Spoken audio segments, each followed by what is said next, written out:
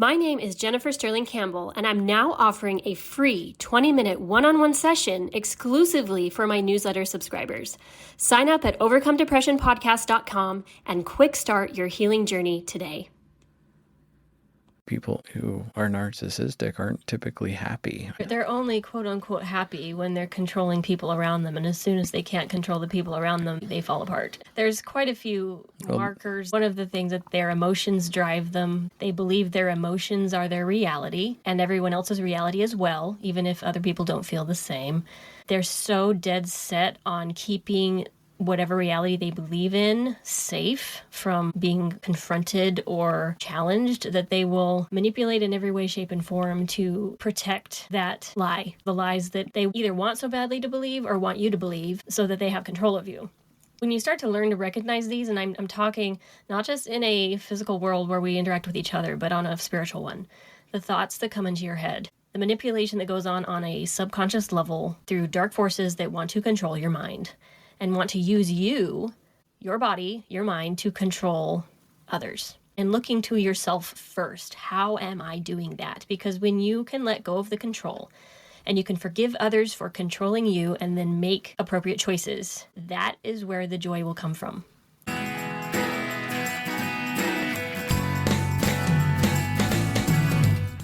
Good evening. Our child has just gone to bed and it is about 10:30 here. Don't judge us. Mike and I are going to talk about a very important topic today, narcissism and control. Basically, that control is a toxic poison. And I want to go way, way back to what my faith believes was the pre-existence when this guy named Satan basically petitioned God to let him be in charge to save all of mankind. His proposed plan was that he would force everyone to be good, make them do everything that they should do, and therefore there would be no mistakes made and everyone would be able to get back home to heaven relatively unscathed, and that he would be the savior of the world in this way. And God rejected that offer, chose Christ to be the savior, who honored God's plan, which was to give us all of this agency, which frankly, if you look at it, it does cause a lot of problems, because when we're not perfect and we're making choices that affect other people, and some people might say, that's horrible, it's not fair, God has clearly made a mistake. But I believe that agency was the most beautiful gift any of us could ever receive. But since the fall, when Satan was cast out of heaven and he rebelled and took a bunch of spirits with him, who then became demons, they have been fighting that same battle ever since to take away our agency and force us into compliance with Satan now rather than God. And to take away that agency is the whole goal, and to force us, quote unquote, to do things that we wouldn't do if we were in our right mind. I know that when I was under the influence of depression for those 25 years, I felt a sense of I couldn't control myself. I felt this sense of being controlled by something that I couldn't describe, but it was very overpowering. Whether it was an anger episode or just the racing thoughts, it was very hard to live that way. And now that I've overcome depression, I feel so free. It's not that I never fall into making mistakes or verge on the side of control, because I think we all have narcissism in us to some degree, and it's mitigating that and saying, no, I'm not going to cater to all wants, needs, and desires. What would you say, Mike, is narcissism? I have my own definition. It's pretty simple. I kind of feel like we all have narcissistic traits where we want to control people around us or certain outcomes, and being aware of that is important, to not be afraid of somebody succeeding better than you. I think that can apply to our kids. Yeah, especially the kids. There's a tendency to try to keep them into a control grasp of some kind where they are always within our grasp or lower. Subservient. Yeah. I think even as an adult, some parents want their adult children to continue to listen to everything they say and do what they're told and train them from a young age to do that. Yeah. I don't think it works very well. In most cases, they end up being taught to follow mom and dad and do whatever they say no matter what. And then they get to be teenagers and they decide they're not going to listen to mom and dad anymore, and they start listening to who? The media they consume and their peers. And then they grow up and they start maybe listening to a spouse to a toxic level and possibly a boss. And they don't actually learn how to assert themselves or actually listen to God, because that's what I want my kids to do, is to stop listening to me, or to come to me when they feel like something I'm saying is not a good direction for them, or even if I think it's a good idea, if they come to me with the ideas they think that they're being inspired to make, even if it's, I need to go to my friend's house right now. Well, you haven't done your chores, but I'm really feeling like I need to go to my friend's right now. That could seem like no, honey, you need to do your chores first, but maybe their intuition is telling them that their friend needs them right now. And if you're not in tune with that, you could be teaching your children not to listen to their intuition, or that their intuition is foolish, or that your authority always overrides their intuition. A couple of things that came to mind. Some of the, historically speaking, kings and rulers, their tendencies to lead. There is a natural propensity for people to want to listen to a narcissist. Mm-hmm. Because it seems like they're very well put together. They use words in a very efficient, very educated way. Yeah, most of the time they're pretty smart. And people will listen and obey. But if that narcissist is ever challenged, they melt or fall apart or try to kill you. Yeah. And it does kind of correlate with some of the historical leaders, kings would do that. If you disagree, you're dead. Communism, in a lot of cases, you disagree, you're imprisoned, or you're killed, or you're ridiculed, or you're put in a place of so much fear that you don't dare go against the rules, because the society itself will punish you. And I see that a lot in the United States. It's fascinating to watch, where you get so much societal punishment for going against what we're being told we should be believing, that people are afraid to speak out or say, I don't necessarily agree with that. When we live in a free country, yes, but it makes it really difficult when your job's on the line or your reputation and so forth. Well, it's easy to follow, too. It's easy to follow a narcissist. It just is. It's an easier path because they're creating this certain reality that it's like you don't need to worry about it. Like you don't have to think. Yeah. You can let them do the decision-making and the thinking for you. I think that's why some people balk a little bit at being more free. I'm all about it. I have an insurance that allows me to pick and choose who I want to go to. There's no set list of doctors. Christian healthcare ministries, I love it. I chose the quite high deductible because I don't use it very often, but it allows me the freedom to make my own choices, whereas some people feel a lot more comfortable, a lot more safe being confined in a space where they're limited to the choices they can make so that they don't have to be responsible for making ones outside of the few that they have, if that makes sense. But I want to give my definition of narcissism because it's very simple.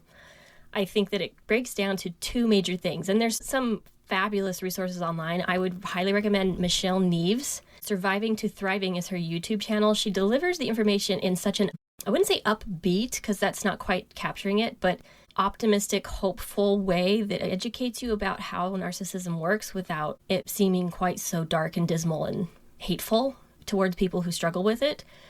And I think we all struggle with it on some level, some more than others. But narcissism, and I studied it for a good year as a part-time job because I was trying to understand someone in my life who was demonstrating very narcissistic traits, and I didn't know how to handle it.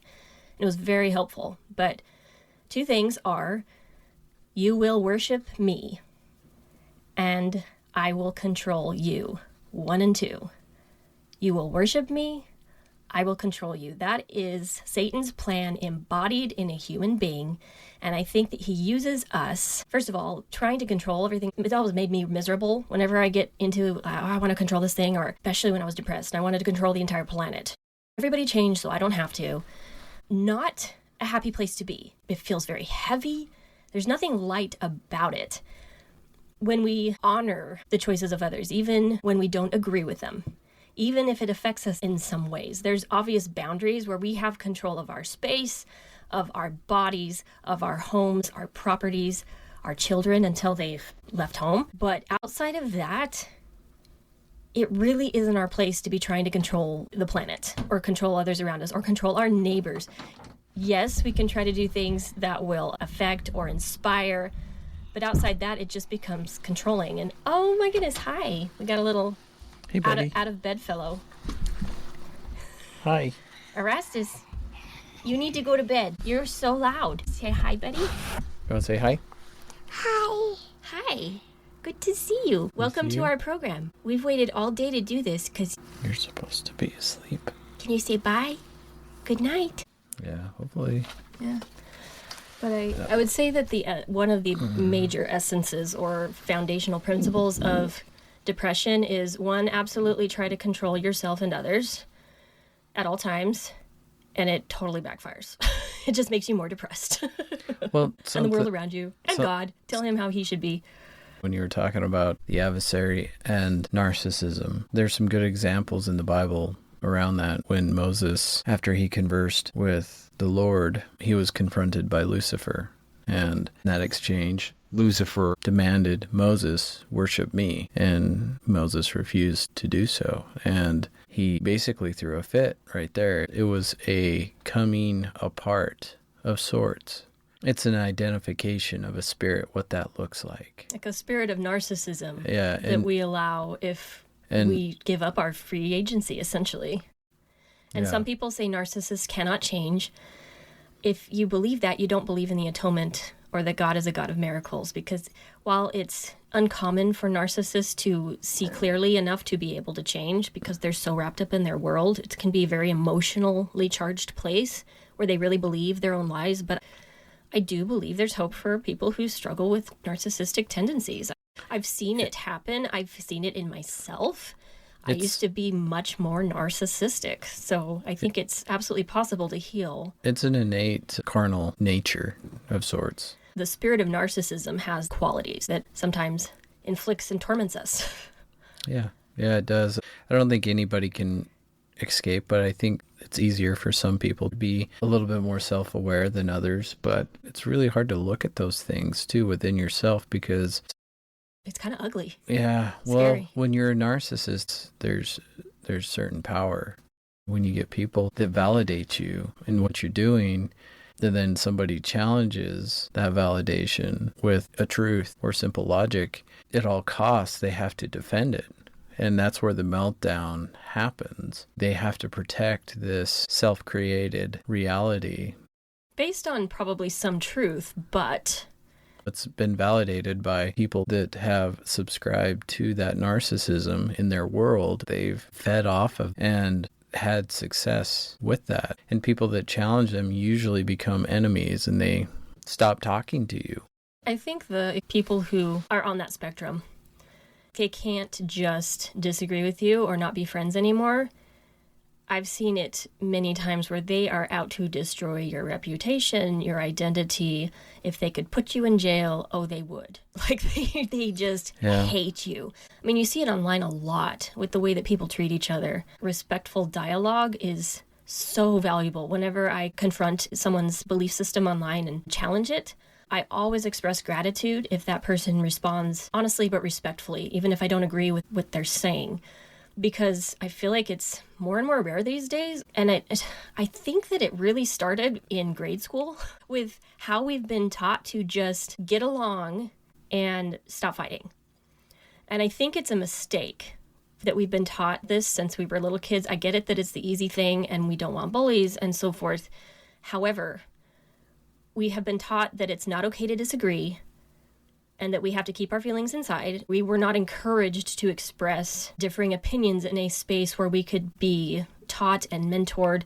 That process emotion. Yeah, and in a school environment where you could debate things in a way that, of course, when you're practicing that, kids and even adults may say things that hurt each other's feelings. And that can, to some people, feel like, oh, that's not a safe environment. But how can we be more resilient? How can we learn how to say things more respectfully if we're not even given the practice in an environment with a mentor who can help us do that? I think that's a very valuable skill that I would say, 90% of the population, maybe that's just my opinion, lacks.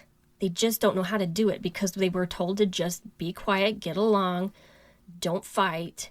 I think it was a mistake. We have to honor the choices of other people. We have to respect, even if we don't agree with the choice. I honor you. I honor where you are right now. But when the next opportunity comes, will you honor and respect the choices of others? Or will you try to force your opinions, force your way of life, force your way of being, encourage politicians to enforce laws that will force people to do what you think they should do?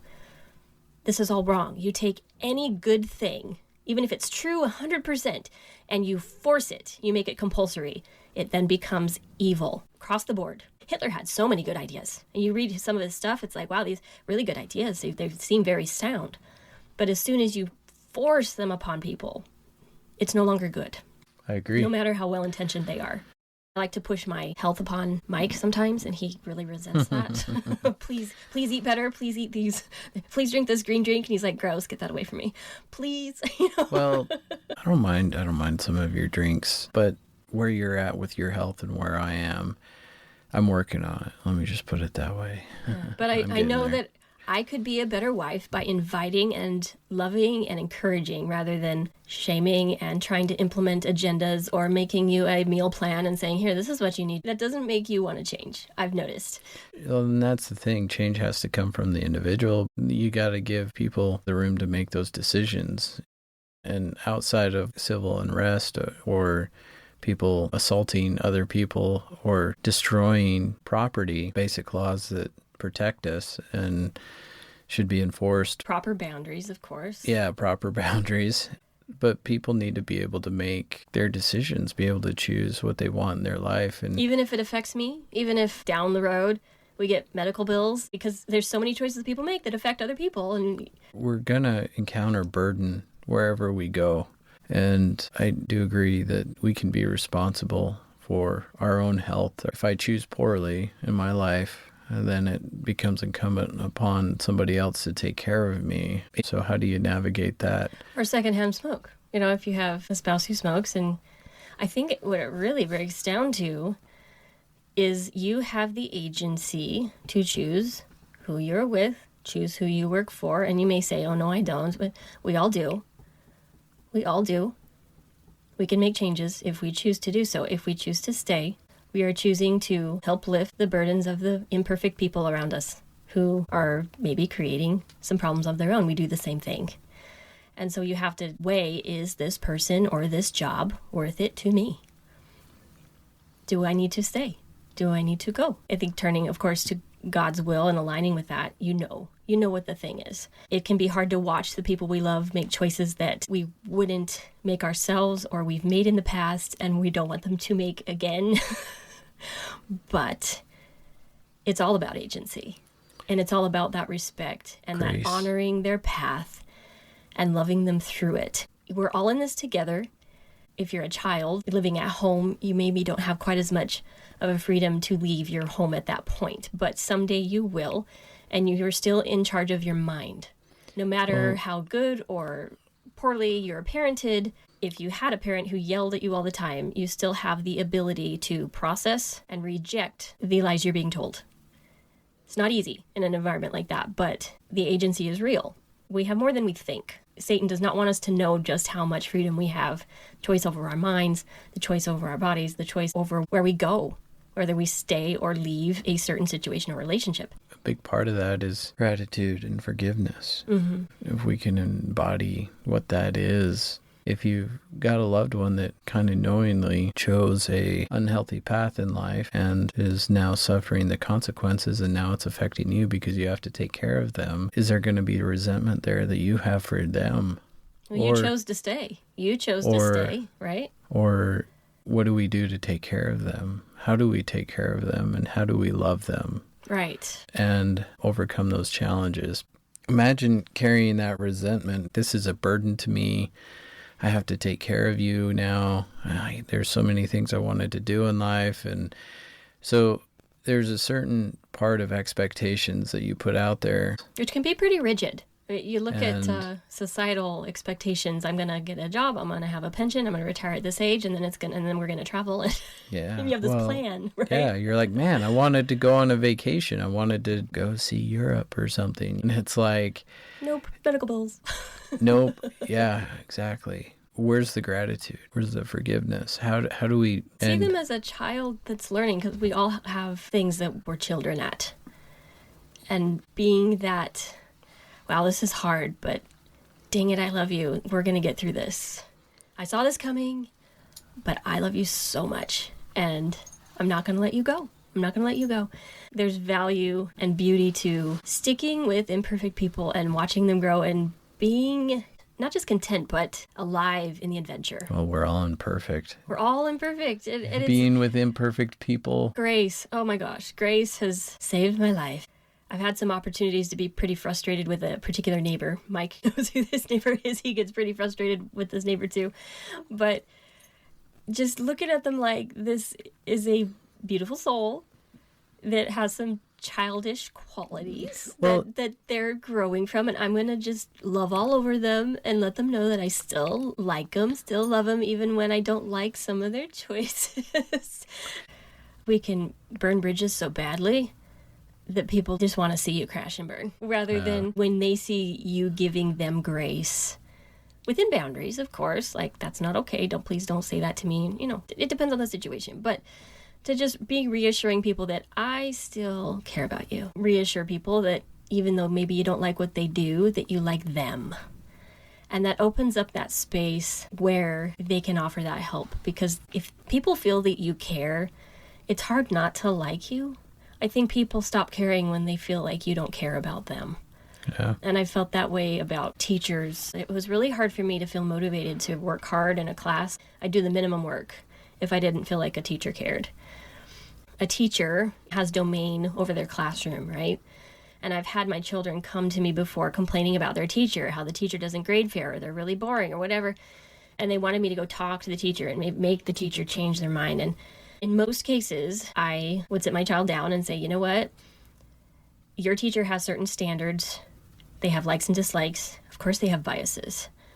But you're going to have to figure out what those are and live by their rules in their class if you want to succeed. Because that's their domain. They control your grade. End of story. You can't make the teacher change. If you expand that into all of life's situations, I think you can figure out where the boundaries are. When you realize who's in control here, really? Am I? If it's possible, maybe you change classrooms. Maybe you change teachers. Maybe you take the class again. But if you can't, either you drop out of college, or I guess you do have that choice. You got to obey their rules at that time and then move on, right? Even people you work for can be that way. Spouses can be that way. Yeah, it's a battle when your spouse is controlling every aspect of your life and you feel so restricted, or you're walking on... Are you talking about me? Eggshells. I'm not talking about you. Don't look at me that way. I'm not talking about you. No, I'm grateful right now. I've got the freedom where I'm not working for anybody under a W-2 status. But that era when I learned a lot, even though I didn't agree with my boss. And he used me to look good. And took the credit, right? And took the credit, absolutely. I knew if I was steadfast, because finding another job in the moment wasn't practical for me, because it was paying for hundreds of thousands of dollars of medical bills. For someone who was maybe making not the best life choices. Right. I've seen it all.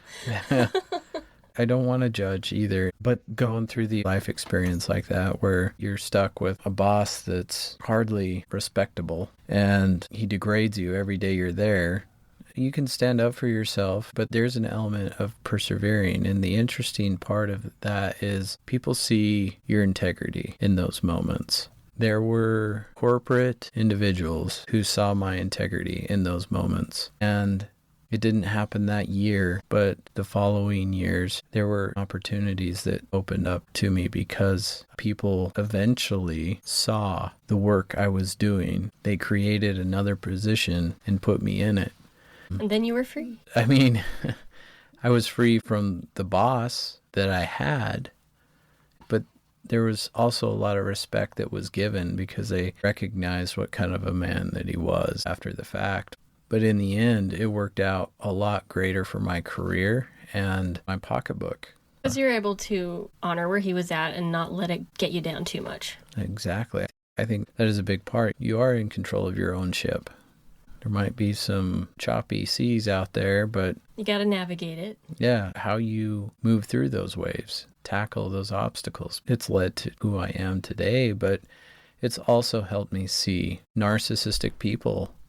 I want to clarify something I said before. When you were promoted and you were no longer under the boss, I said, you're free now. And I want to emphasize that you were free the whole time. You're free the whole time. Sure. You're a free agent. You could have made a different choice, but you chose to stick it out. And so I just wanted to emphasize that in most cases, excluding those that involve major life prison, Holocaust camps, even they had control over their thoughts. And books I've read about the Holocaust, they talk about how even when they lost all of their freedom in every other respect, they still had control over how they handled it, their thoughts, their own minds, that the Nazis could not, they tried, but they could not ultimately control their thoughts. And that gave them a sense of power. Yeah. The part that was the most liberating for me in the end, working for someone who was narcissistic. Would you say that the narcissism was designed to control you? Was the narcissism in both of these cases designed to control you, take away your choice? Like, did they want you to make it feel like you didn't have a choice? Yeah, it was become subservient, but there was a part of me that I always knew better. I just learned to not say anything in the moment. And I think in your case, that might have been more wisdom than suggestions for how to handle a relationship, because in a decent and healthy relationship, you need to be vocalizing the way you feel, even if it might upset the person and so forth, because that's you need to be communicating. So we're not encouraging that at all. I agree. And it was... But understanding when someone is just not going to care about what you have to say and not wasting your breath or your energy on someone who's demonstrated that they really don't care about you and that they're going to hurt you or take your words. To wrap up that whole experience, I can spot somebody who has strong narcissistic traits because I know what that looks like now. The big takeaway is I can navigate in my own life to avoid those things too. Like, this is what I don't want to become. I want to be self-aware to not become a narcissist, but also not keep someone who is embodying those traits very close. It's helped me with boundaries, and it helped me shape my future. After I got divorced, working with people who have strong narcissistic traits, I think you're going to bump into that regardless of where you go. And like you said, you have to have respect for the teacher in their domain. You have to have respect for your boss in their domain. If you're working as a W-2 employee, you're there to do a job. And if your boss wants it done a certain way and it doesn't make sense to you, you still do it. Even if you disagree, it doesn't matter. You're in his domain. You're going to perform the work. You've got your own agency and choice. You've got the choice not to work there. But there's got to be a means to an end. If you can see the goal, the light at the end of the tunnel, then you can endure dealing with somebody to kind of move you on to that next phase. See it for what it is and recognize the signs. Don't internalize it and choose, because a lot of times people who've been bullied end up becoming the bully. And so you have to look at some of these people and wonder, where did this come from? What happened to them that made them feel like in order to protect or assert themselves in a way that they'll be safe from being bullied, made them think that this is how they had to do it? Most people don't act that way unless there was some serious pain involved. Not that we should put up with it or stay in those situations if we don't have to, but to have compassion. These are people in pain, and we can respect where they are and move somewhere else if at all possible. Right. But still, even to endure an uncomfortable moment is, I would say, greatly beneficial because you can take notes. Make it a study, like a psychological, this is really interesting how they're acting. This is crazy. And I'm saying right now, I'm grateful. I'm grateful for my experiences that I've had with these people that I've gotten to work with or married people to. Likewise. It's shaped my future. I can focus on things that really, truly matter. have a lot more joy in my life as well. People who are narcissistic aren't typically happy. They're only quote unquote happy when they're controlling people around them. And as soon as they can't control the people around them, they fall apart. There's quite a few markers. One of the things that their emotions drive them. They believe their emotions are their reality and everyone else's reality as well, even if other people don't feel the same. They're so dead set on keeping whatever reality they believe in safe from being confronted or challenged that they will manipulate in every way, shape, and form to protect that lie, the lies that they either want so badly to believe or want you to believe so that they have control of you. When you start to learn to recognize these, and I'm talking not just in a physical world where we interact with each other, but on a spiritual one, the thoughts that come into your head, the manipulation that goes on a subconscious level through dark forces that want to control your mind and want to use you, your body, your mind, to control others. And looking to yourself first. How am I doing that? Because when you can let go of the control and you can forgive others for controlling you and then make appropriate choices, that is where the joy will come from. When you are free of the burden of controlling other people and free of the burden of being controlled. It's forgiveness. It's forgiveness. Forgive yourself, forgive others, let it go. It's heavy. It is heavy trying to carry everybody else around in a way that's not helpful. You will do what I say. You will do what I think. You will validate my feelings. It's just not. People could validate you all day. One person disagrees with you and the whole world would have to bow down and cater to your whims in order for you to be happy. And believe me, I've been there. It's one of the foundational principles that will keep you in mental health prison and keep you depressed. So I just wanted to say that, as well as talk about 3 different kinds of relationships. And I talk about Benjamin Hardy quite a bit. I refer to him a lot because he has such good stuff. But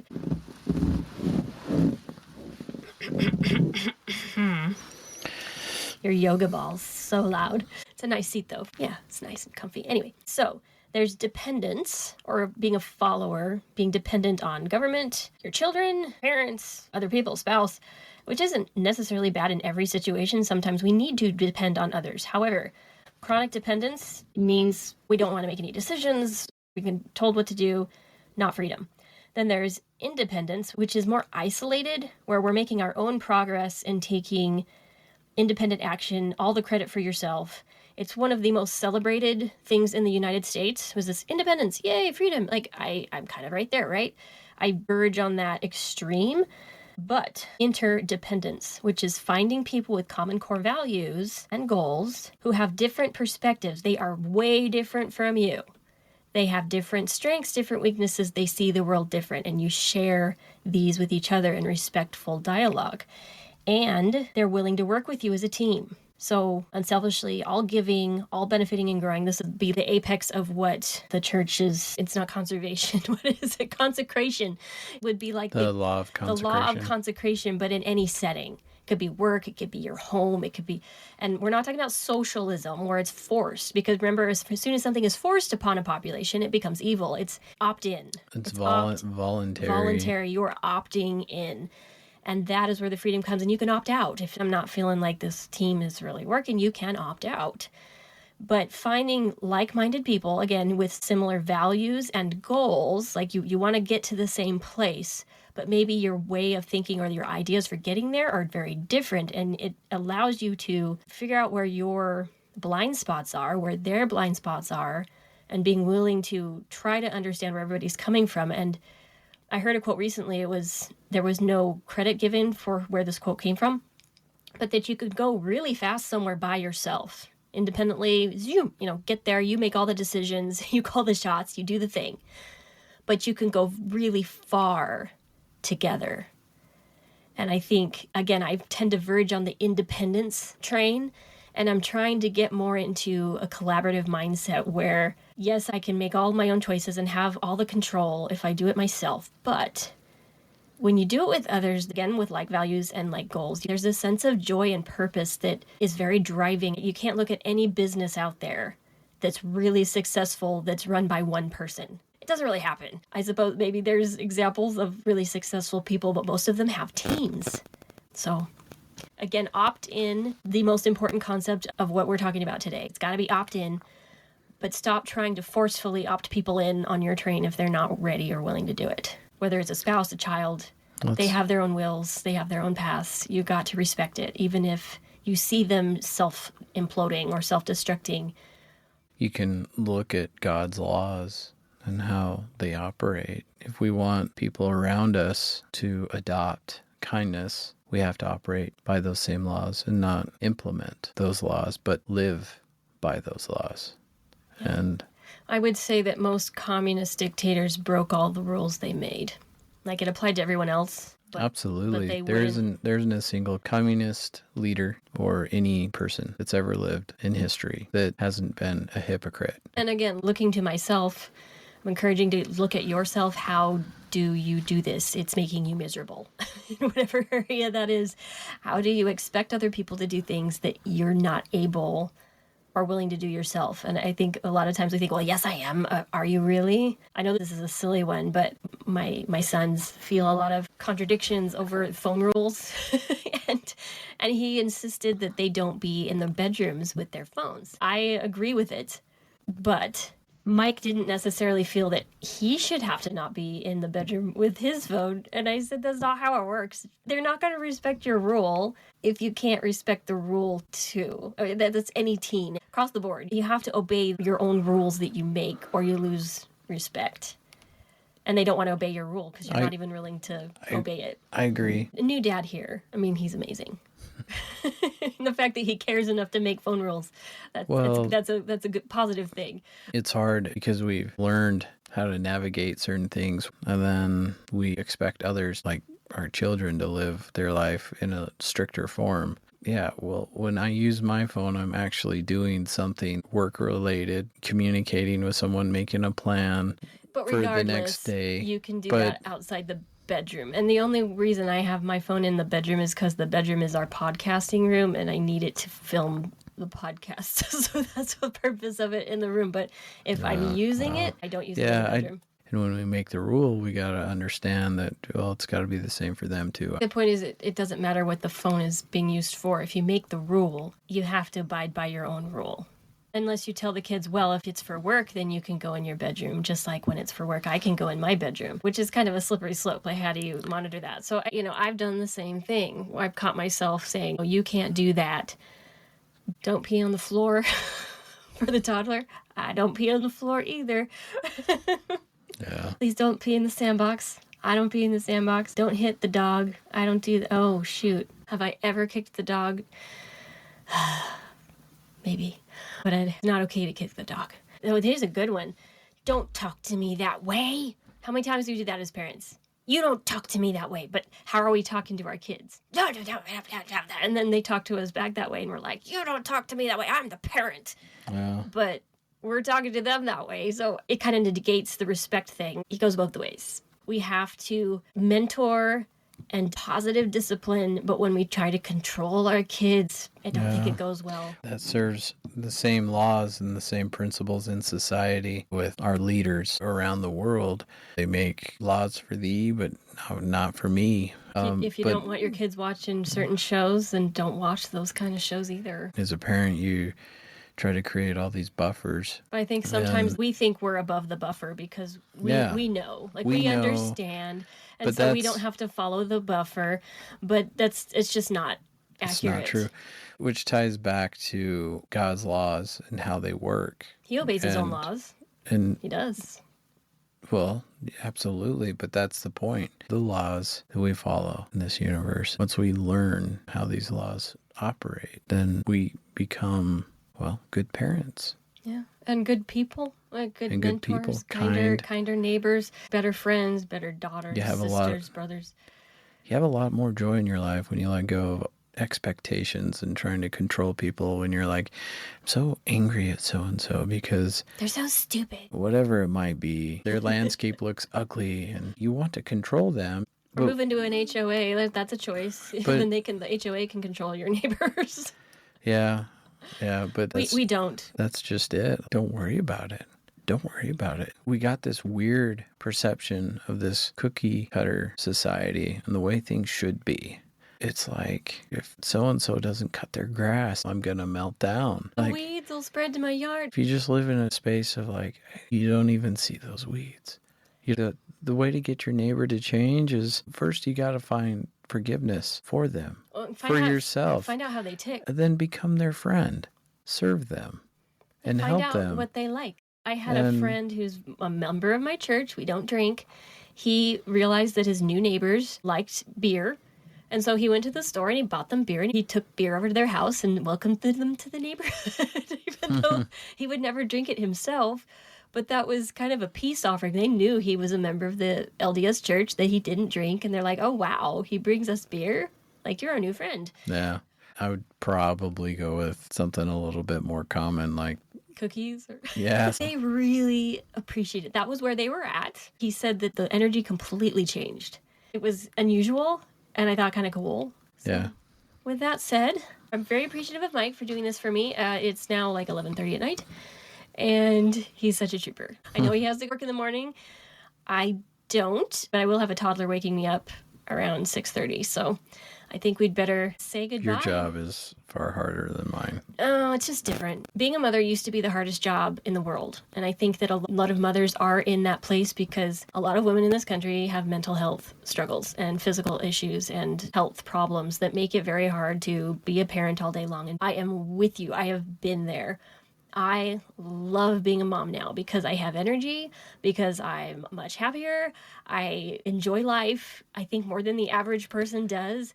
It makes being a mom so much fun. There have been weeks when our little sweet Erastus has not been so sweet. Phases do happen, and those have not been weeks where I look forward to getting out of bed and dealing with that all day. But for the most part, He's so much fun. He's so much fun. He's so much fun. And I'm looking forward to giving him a sibling, but I'm excited again to have Mike here with me. We'll have more of John and other guests coming on. And with that, this is the Overcome Depression podcast. I'm Jennifer. I'm Mike. We'll see you next time.